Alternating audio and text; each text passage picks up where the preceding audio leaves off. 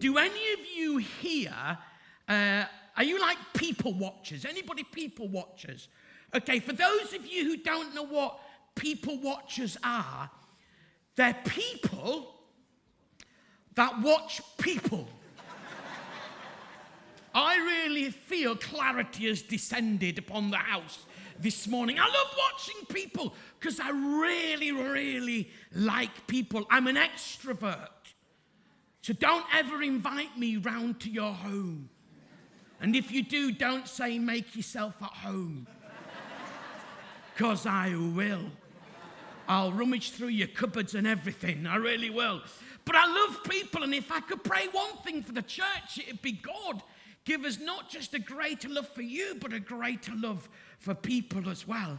So I'm fascinated with people. I love it when I walk around and I see husbands shopping with their wives. That's a very entertaining time when they're going around the supermarket and the husband feels like he's got control of the trolley, but he hasn't. He hasn't, because his wife's got that little digit just in the corner and she's steering it. And I love watching husbands when they're waiting for their wives to try on clothes. I've got 3 women in my life, 1 wife, 2 daughters, and I want to have quality time shopping with them. But it's hard, isn't it? It's really hard.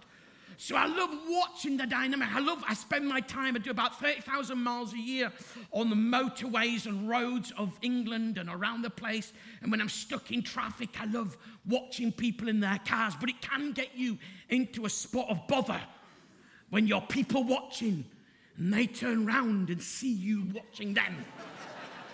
And that can be awkward. It's difficult, but I love people. I love people. But you know what? I don't just want to be a people watcher. I want to be a people interactor.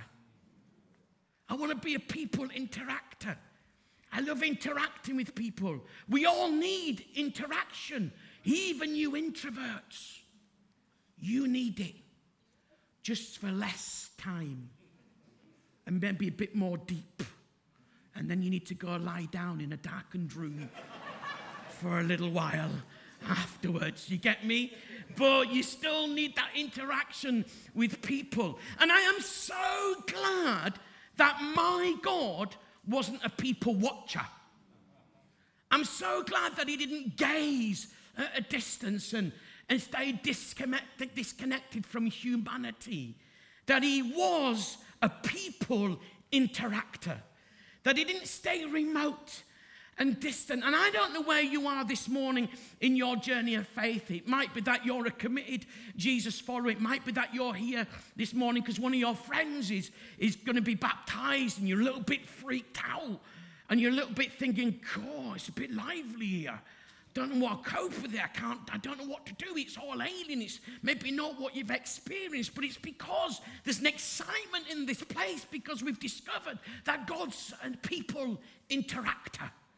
He's not a watcher. He's not some kind of vain kind of philosophy and set of rules and regulations that he's imposed upon us from some kind of distance that we've got to hope we can somehow live up to. No, he's a God who becomes real to his people.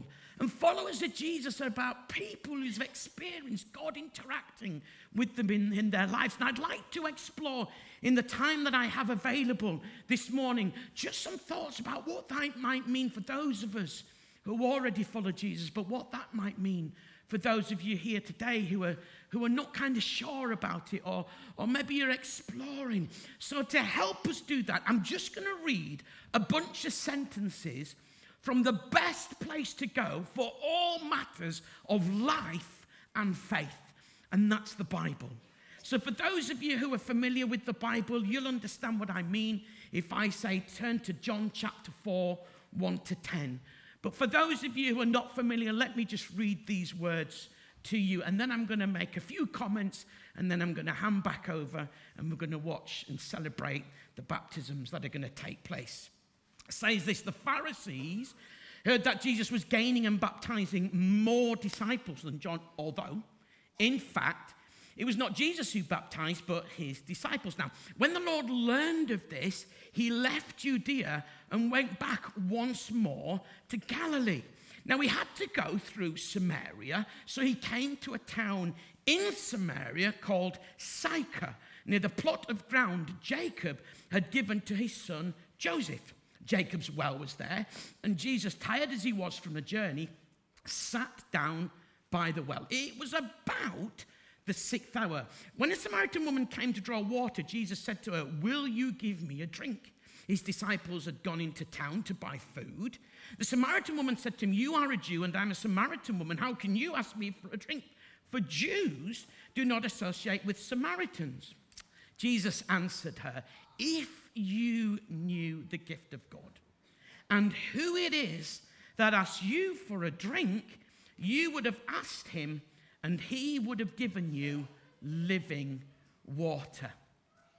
Now, I find Jesus a very, very fascinating person in so many ways. And I'm really grabbed and I'm really intrigued with how he interacted with this person. How he showed that God was genuinely the God who cares for people. It's a lovely interaction, and I don't know how far we'll get through the interaction this morning. We'll see how it goes, but I do want to introduce you to some interesting things. Now, the first thing I love about Jesus, he was God, but he kind of was normal as well. Didn't he? I mean, he held almost this kind of impossible tension of being God, but being fully human. And I think he nailed it, quite frankly. I think he bossed it.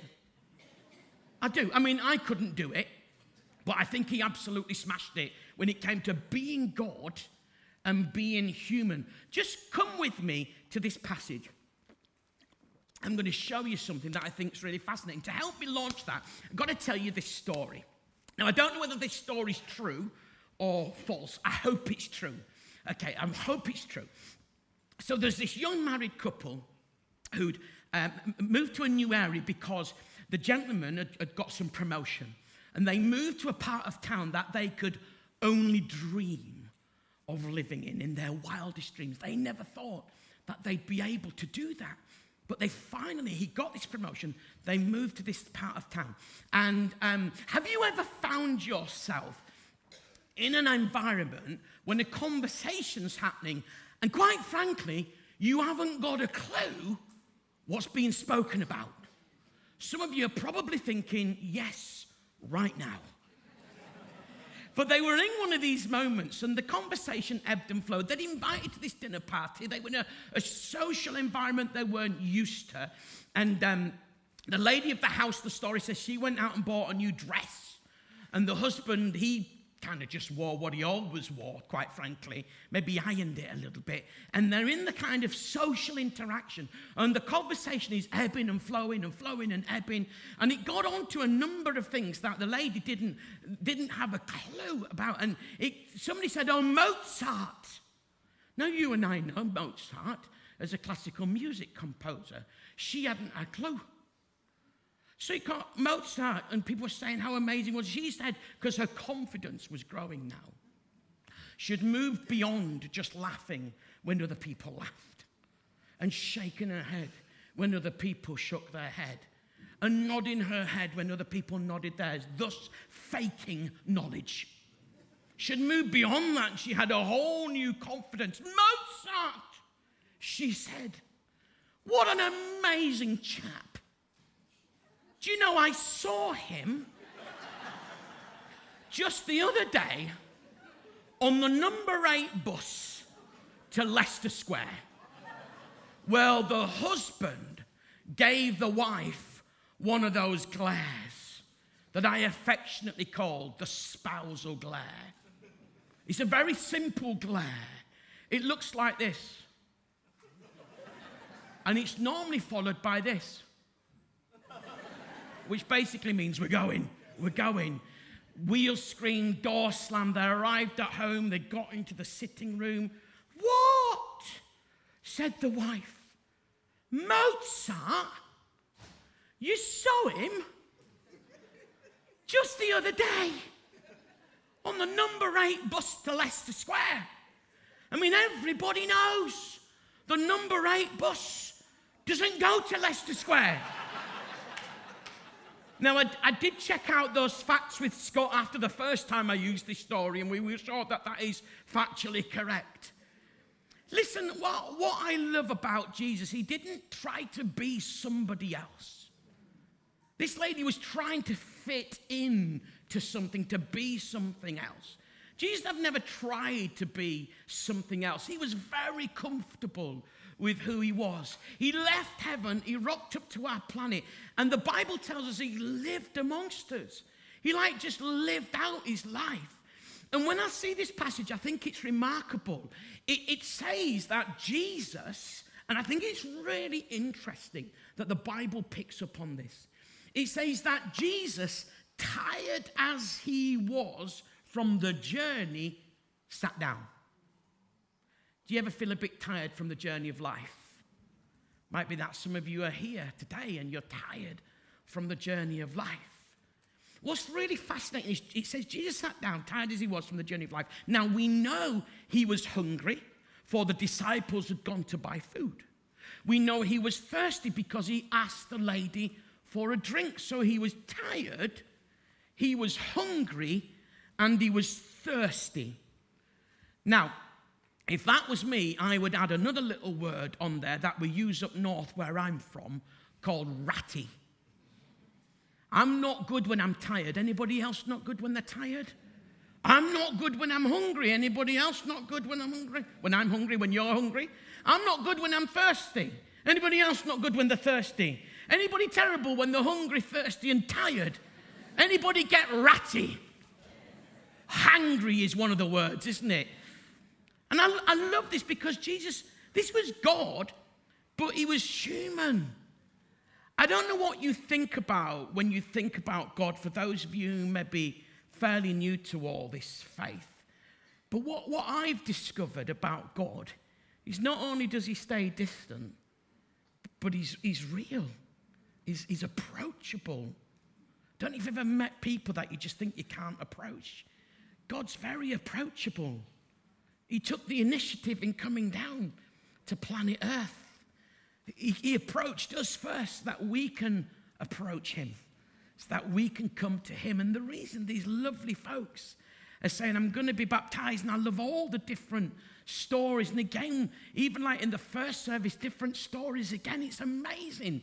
But what it shows us is that God's an approachable God, and that he's approached us. He's the God that cares for people so much so that he didn't stay distant. He came down to a real world and lived just as we lived.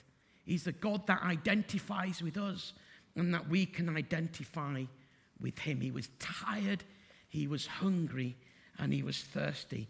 He was normal, just like you and me, and yet he was this incredible God.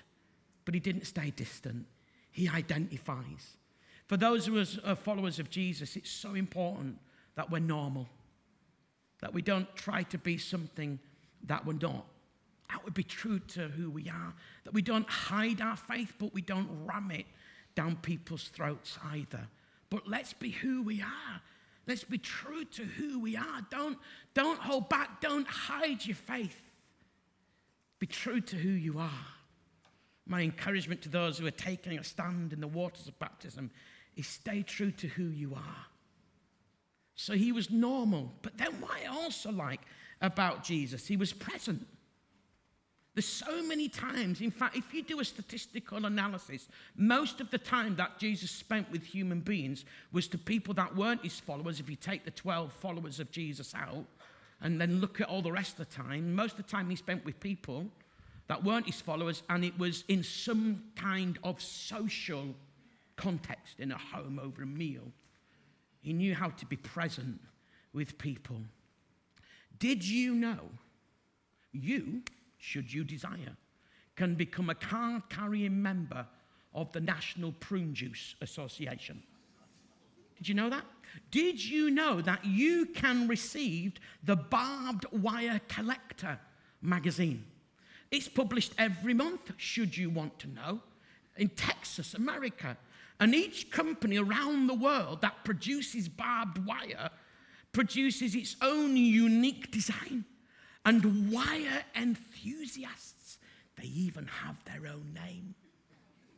They wait avidly for new wire to come onto the market, avidly. In fact, married couples are invited to send a photograph of themselves for a feature called the Prickly Pear of the Month. And then I got this information from a program I used to watch called The Big Breakfast many years ago. Some of you remember it. And they had this feature called Join Me Club. And there was all sorts of random clubs, weird clubs. And when I watched it, the first question that came to my mind is, why? Why? And to some of those clubs, I still have that question, why? But you know what? There is something about human beings that needs to belong, that needs to connect, with others. And we find things that we have in common that other people might go, I've not got that in common with you, and that's fine. Because we're all unique and different. But it's so important that we connect with people as human beings. As I mentioned, even the introverts amongst you. And I think it's really fascinating that even God himself was Father, Son, and Holy Spirit. There's a community. I find it interesting that God didn't stay distant, but he came down to be with us. And all the way through the life of Jesus, you see him being present with people. Jesus today is waiting to be present with you. If you've never said yes to him, he wants you to open up your life and so that he can be present with you and you can be present with him. And for those of us who are already followers of Jesus, it's important that we're present with others, that we might bring Jesus to other people. My time's not far off gone, and I do want to say one final thing. See, it's important to be present. It's important to be normal, and it's important to be caring. It's important to be caring. I'm going to tell you this very quick story. I'll give you the headlines because it illustrates something. I'm a fan of a thing called Staples, which is an office superstore. Have we got any stationery fans in here this morning? I love stationery. I do love it. And I used to go along to, there's not many of them around now. And it's like the office superstore. And in Huddersfield, where I lived for a number of years, I'd gone and there was this guy who was fairly new. He was a brilliant greeter. And then a few months afterwards, I went back in and he didn't look happy at all. His face was miserable and he was normally so happy. And I said, well, mate, are you all right? I can't remember his name now because it's so long ago. Let's say he was called Steve. So I said, Steve, are you all right? He said, no. I said, oh, what's wrong, mate? He said, you know, I've only just moved to Huddersfield. I went, yeah. He said, well, my landlord, who was one of those unscrupulous landlords, my landlord texted me this morning and said, I've got to leave by the end of the day. It was a really dodgy setup, and he was new to Huddersfield. He was quite awkward in as much as he didn't really know many people. So I said, look, you know I'm a Christian. We'd got to know each other because I was in every week, to be fair. We'd got to know each other. And I said, look, I'll push it out around my church to see whether anybody can help. I can't help out because I'm away so much. And I'm married, so it wouldn't be appropriate. Let me see what I can do. I said, but what I will promise to do is pray for you. Now, I've discovered something. If you're going to promise to pray for somebody, do it like immediately. Like not in the middle of Staples, because that's weird. Just by the pens, do you know what I mean? It's weird wherever it is, not just by the pens, okay? But what I do is pray straight away. Because what happens is, if you're not careful, and this has happened to me, much to my regret, I've promised to pray for somebody, and then I've seen them a little while afterwards, and they've gone, oh, your prayers, amazing. And I'm doing that very Christian thing where I'm going, oh, it's not me, it's the Lord. And yes, it was the Lord, because I didn't pray, quite frankly. Have you ever been in those embarrassing situations? Please tell me it's not just me. Don't go all Christian on me, be normal. We've had those moments, haven't we? But this one, I smashed it and I nailed it. So I got into my Vauxhall Cavalier car, and I sat down and I prayed for him. Now, I can't remember the exact timings, but let's just say it was around 12 o'clock. Okay, it's a little while back. And so I saw him the following week. I said to him, mate, you look happier. He said, yeah. He said, did you pray? I said, I did. I did pray, yeah. He said, what time did you pray? Let's say it was about 12:30. I said, about 12:30. He said, you are not going to believe it. I said to him, try me. He said, at about 1:45, I got a text from my landlord who said, look, it's all gone wrong. Everything's changed. Is there any chance you could, I'm going to have to ask you to leave, but could you stay in the house for another couple of months? He said, and because I've messed you about, I'll give it you rent-free.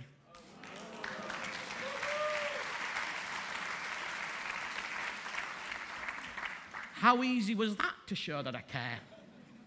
Just simply say, let me pray for you.